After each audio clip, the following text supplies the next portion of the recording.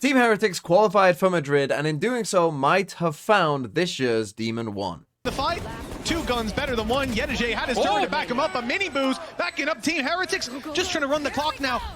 Ring a Rosie right around the site, and it's Yedijay sticking that defuse, but he'll be caught by a wide swing. Straight through they go already, leading the charge. Well, you guessed it, it's Miniboo once again up close, just doing so much damage, even a headshot onto Artist through the wall. Okay, his teammate's utility definitely helped a bit, but you still gotta land it. Yeah, it's just the fact that he looks so calm when he goes into a site. Every corner cleared, every fight he needs to win, he wins. Even fights he doesn't need to win, he wins. Mini Boo is one of the most impressive talents we've seen debuting at this level. That's the crazy thing about it. For all the jitters and nerves that must be there, I don't know if having your brother on the other side helps out. I don't know what his secret is. But teams need to study this guy. 23 HP on Angel. Zipan's got nothing to do. And it's Mini Boo. A third kill. You can actually count the rounds he doesn't get a multi-kill on one hand.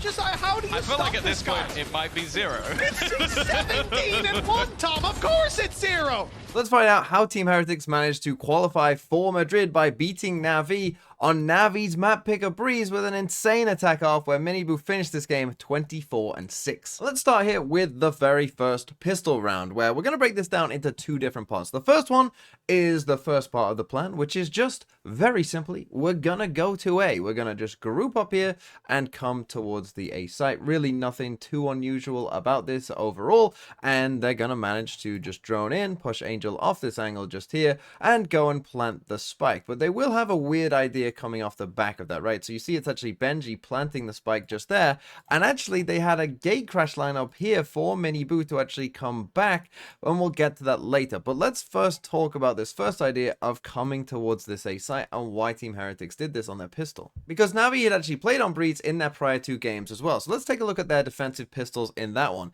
This is their game against Team Liquid here, and you can see that we have a very passive A hold. In fact, it's just a Viper completely alone. Doesn't even have the wall necessarily here shout either, so a very passive hold on A. So if we wanted to come A and we found this setup, we know we could probably get the spike down. In their other game versus BBL though, they found this setup where we've got Angel playing much more aggressively towards A main with the wall up as well with the Viper. You've also going to get a Sova dart in here from Zipan as well coming in. So this is much more aggressive. Angel's actually going to throw that one-way smoke we just see there, and Zipan, you see the dart just landing in A main as well coming in here. But the thing is as well with this setup, whilst it does look quite aggressive, and you know, you might think that an A site here would be pretty hard to take if you ran into this setup, the thing is Angel's buy here, he doesn't actually have the paranoia, right? So he's only got 2 TPs and double smokes with light shields, so he doesn't really have a great way of dealing with you, right? There isn't actually that much of a threat that he's going to come and, you know, blind everyone and swing here. Now, in the game that we're looking at, we did get the second setup, the more aggressive setup with the dart and with Angel pushed up here towards A, but it's the exact same thing from Angel where he actually goes for a ghost this time, but he only has a shrouded step. He doesn't have the paranoia. So again, we're not too worried about him kind of destroying us. And in fact, if you actually look here, Rienz is waiting for that dart almost instantly. We get the same one-way coming up from Angel, and you see Rienz here, you can literally see him. He's just waiting for this dart to land. They know exactly what is going to happen here, and because this was just Angel before, you see they destroy the dart straight away. They probably know that Angel is pushed up here, and they know that a drone can push him back, and so they pretty much know, based off what's happened in those previous pistol rounds, that if they want to, they can come towards A, and they can come and get the spike down here. And so Team Heretics are able to enter onto the site and know that they can get the spike down. But now we enter part 2 of this plan, right? The post plan. We've already seen it that they've TP'd the Yoru across to basically become a lurker here. Yes, Benji is somewhat isolated in on the site himself, but they do have a very clever plan here, where what they're going to do is, you can see we've got the Viper Orb actually on the spike already, and if we take a look what they've bought in this round, you can see the plan is very clear, because we're going for quite a cringe post-plant lineup type deal here, with double Viper mollies, double shock dots as well, and well, that's going to mean that the time is much less than Navi perhaps realized in this round for them to defuse the spike. What's going to happen though is we are going to get a bit of an awkward fight here on the lurk, but then what I love about this is that once Miniboo gets into this position, he's actually going to send a TP back that allows him to come back to the team as well, so he can kind of fake as if he is going to lurk and maybe come all the way back around, but in reality, he's just going to be with the team and eventually comes back to mid. He's got some way of getting there a little bit faster, because this is ridiculous how long of a rotation he has. And he's actually going to end up fighting Sugetsu in mid. This is such a weird round, and he wins the fight as well. The gate crash was put out as you called it into question, Tom. It's being used successfully to pull him back over towards A main. And now he's going runabouts, walking his way up to middle. I mean, he's not afraid to run the clock down, that's for sure. Diffuse still not attempted as Team Heretics funnel out of the choke point, and Miniboo grabs the last. So we instantly have the idea that Team Heretics have some good anti-strat options that won them the pistol, but then as we go into the bonus as well, they have a really cool idea again, because they're gonna go what seems to be a fast A split, right? 3 players running up the cage coming across here. You got the Yoru TP in here, and that's a bit strange. The Viper wall comes up on A as well, and that makes this feel like this is going to be an A hit, but we can already see on the map the KO is down here, right? What's the KO doing? Chilling down here, and it looks like he's running this way. Well, that's because this is going to be a fake, a really well orchestrated fake as well, I must say, because this Viper wall creates some pressure that when they come out here, they're actually just going to sprint up this way, right? And just kind of come from many different directions to anyone on the site after the fact. Why is this such a good idea? Well, against a Yoru comp that Navi are running, they know that Artis is going to have TPs set up to fast rotate, right? So if Artis is anywhere on kind of the B half of the map, he's going to hit that gate crash and come over towards A when they start to feel pressure like this, right? And that's exactly what happens. You can see Artis go for it here when he starts to feel the pressure coming in. The drone comes in. Miniboo actually sneaks all the way through this Viper Orb. It tags Xiao. He dies. They TP back with Miniboo. He now comes back to this TP. Artis is actually over towards A. We've got Sova, Zipan rotating as well. And now we're just going to hit it over towards B instead. A really good round by Team Heretics. Great understanding of, you know, manipulating rotations here of Artis as well. And now they'll win the round. Actually, he will fall. I think maybe a little bit of a jump scare for Sugetsu. Instead, they're hightailing it back towards the B side. Well, Angels just found that out the hard way. A quick kill onto him. The B side is lost. The TP's in for easy cross. Okay, well, it's easy cross if you just take the players down, I suppose. Navi left in a 2 versus 4 and a chance to possibly fight their way back through. Have a chance at putting a round on the board. They're not going for it, though.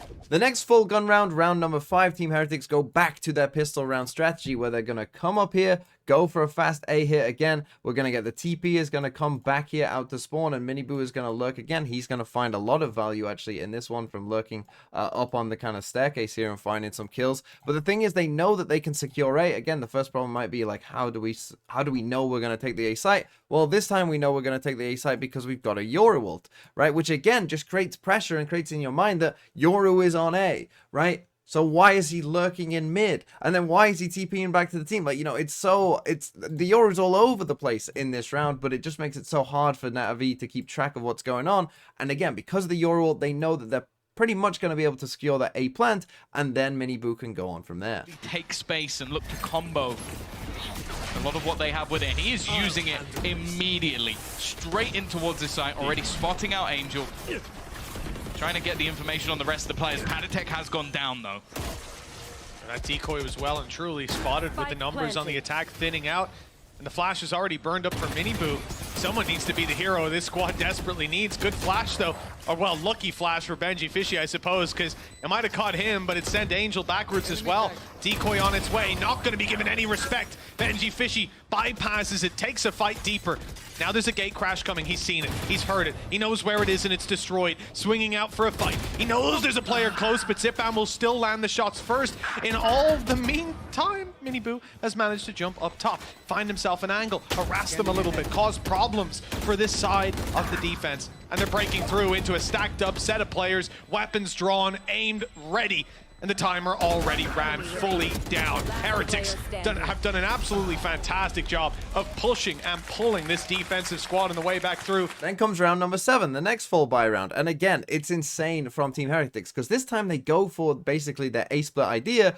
that we saw the fake version of in the bonus round, but this time it's the real thing. So the KO knife A main, they send Benji walking up holes just here. They get into kind of the position that they want to be in with the Viper orb here in mid. You got Viper coming and taking in towards A main here. And now you see they're ready again, right? And they're ready to pounce. They're all in position. And now you are going to see something crazy. We're going to get the Viper wall coming across. Benji's going to open the door and he's going to cage. We're going to get a dart on the pyramid just here. We're going to get flashes, multiple types of flashes coming through the wall. They're scaling up. It makes it super, super hard for people in these kind of positions because they could come out at any part of this wall, right? So you don't know where that fight is coming from, and you've got different elevations as well. You got someone coming in from main. It's just so difficult to deal with. Same can be said for the pressure already put in towards that Hall's position.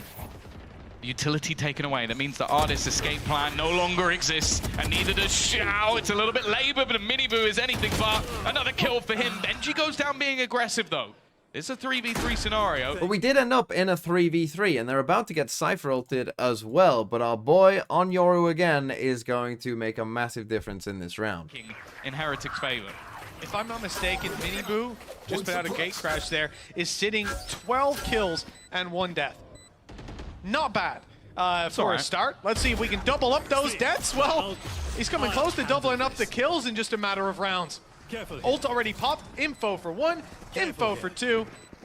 And now what more is there to do? Sagetsu's already very low on HP. A clean shot out of Patatek.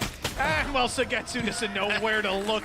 Miniboo with a 4th kill of the round. So we've seen some pretty nice A execs and A ideas, but what about a B exec? Well, they've got answers for that as well, because if we take a look here, again, this is just going to be a 5-stack go B. You see we got the Yoru gate crash going in. We're going to get this cage thrown up. We got the decoy clone. We've got a KO knife going in here. The gate crash is going to land by the box just here. We've got KO nade lineups. We've got Viper Molly lineups. Boo is even doing lineups here. I don't even know where the second one lands. I would guess probably somewhere back here. The other one lands in this corner as well, so there's literally nowhere you can go. Patatek's also doing a KO nade lineup. You can see it just here. I don't know where that goes, but it goes somewhere, and I'm assuming that there's basically just nowhere to actually play on site. And now watch this, because they just destroy Navi again. That's what's coming up for Heretics. Straight through they go already. Leading the charge. Well, you guessed it, it's Miniboo once again up close, just doing so much damage, even a headshot onto Artist through the wall. I don't know if having your brother on the other side helps out. I don't know what his secret is, but teams need to study this guy. 23 HP on Angel, Zipman's got nothing to do, and it's Miniboo. A 3rd kill. You can actually count the rounds he doesn't get a multi-kill. Now let's skip ahead to round number 10, where Heretics get a very strange kill on Angel. Ridiculous success rate. And finding control over these sites. He'll attempt to do it yet again, and the opening is where he ends. Standing.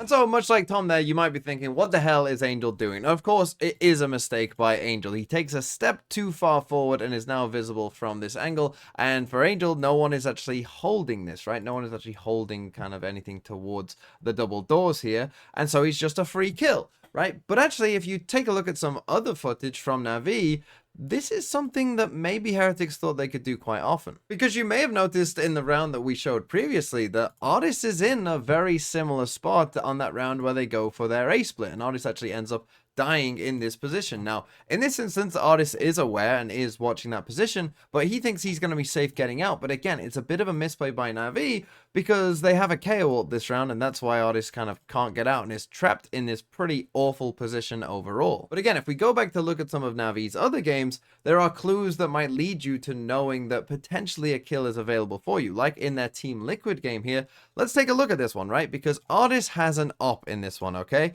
And that's going to be important. But let's take a look at everything that Navi are doing, because they've got Artist pushed up on this angle again, right? Heavy pushed up. They've got a one-way in here. They got the Sova and Viper over towards A, with the tripwires and the Cypher passively playing on his own towards B. Now, if we take a look at Angel's position here, where he's holding as well, you might even think that it's possible that you could sneak up through your Viper Orb, hug this kind of close wall, and Angel probably won't see you until you're pretty deep in. Now, is this deep enough to actually be able to see Artist and kill him? It's tough to tell from the exact map, but you can see there might be a free kill there for you. And if we compare that to the map of when Heretics get this free kill, again, this is a round, and I'm pretty sure the first round in this game, where Artist has a defensive op. And it's actually not him in this position, but Angel is nearby. Obviously, no one is kind of watching towards towards short in this one. But again, we've got the Viper and Sova close by on it, Sova and close by on A. Pretty much an identical Cypher setup on B as well. So Heretics probably had a decent idea with this one-way in main also of what the setup from Navi was. And so again, you can see some of the anti-strat working. And yeah, sure, it is still a mistake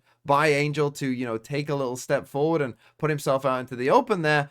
But again, Heretics perhaps had a decent idea of what was going on. And then finally, round number 12. And this one is a really good one by Heretics again. You've got the Viper's Pit from Navi over towards A. But look at how they're going to manage to deal with it. They basically sat here and not done much for the first 40 seconds of the round. But now they're going to come up with their plan, which is to run a B fake. You see we got our Viper and KO here. We haven't committed the Viper wall yet, so they don't really know what's going on. But they're about to fake this as if we are doing a B exec. So up goes the wall just there. We're going to get Patty Tech now. He's going to start throwing flashes, as you'll see just here. And that's going to have the impact on these players of dragging them across. Because, of course, like, oh, there's a Viper's Pit here. So, yeah, of course you're going to B exec, right? That makes sense. The thing is, on this map, you don't have to, like, be super convincing with it, right? You don't even need the players to all get onto the B site. You don't need that. And the reason for that is because it's a massive map. So as long as they just start drifting enough across, it doesn't matter, right? The map is so big that they won't be back in time.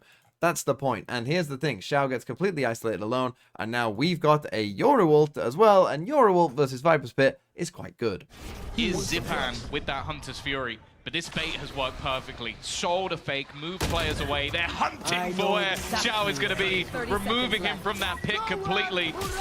Already they've spotted out Zipan as well. He's getting picked up by utilities, being pushed by Miniboo. It is sublime from the side of Heretics.